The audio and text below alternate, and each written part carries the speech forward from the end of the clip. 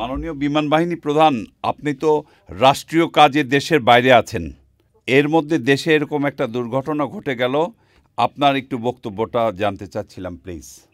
জি, আমি যখন দেশের রওনা হয়েছি গতকালকে রাতেই, আমি যখন আকাশে ছিলাম তখনই ঘটনাটা ঘটেছে। আমি তুরস্কে এসেছি, তুরস্কে আমি ল্যান্ড করার পরবর্তীতে আমি পরবর্তী ফ্লাইট নিয়ে দেশে আসার চেষ্টা করছি।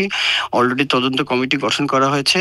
ঘটনাটা খুবই দুঃখজনক এবং আমরা সবাই মর্মাহত। আমার বাচ্চাগুলির জন্য আমার বুকটা ফেটে যাচ্ছে। সত্যি কথা, আমি এটুকুই বলবো যে আমি সমস্ত দেশবাসীর কাছে দোয়া চাচ্ছি যাতে যারা এখন আহত হয়েছেন তারা যাতে সুস্থ হয়ে যান। আমাদের সর্বাধিকভাবে চেষ্টা চলছে। সেনাবাহিনী, নৌবাহিনী, বিমান বাহিনী ছাড়াও সরকার সম্পূর্ণভাবে আমাদের সহযোগিতা করছেন তাদের চিকিৎসার জন্য। এবং ইনশাল্লাহ আমি আগামীকালকে চলে আসবো সকাল সকালই, এসে আমি সব নিজে তত্ত্বাবধান করবো। আমি আসার আগেও সমস্ত কিছু দেখাশোনা করা হচ্ছে। ইনশাল্লাহ এটা একটা দুর্ঘটনা হয়েছে, আমরা তদন্তের আগে বলতে পারছি না যে কি হয়েছে। পাইলট কি সব প্রস্তুতি নিয়েই ছিলেন? এই সমস্ত প্রস্তুতি ছিল এবং পাইলট শেষ মুহূর্ত পর্যন্ত বোধহয় বিমানটাকে নিয়ন্ত্রণ নিচ্ছিল আমার যতদূর ধারণা। এই জন্য তার যে ইজেকশন বলি সেই ইজেকশন করেছিল, কিন্তু বোধহয় বিলম্বিত হয়ে গেছিল বলে আমরা যেটা জানলাম, সেও জীবিত নাই।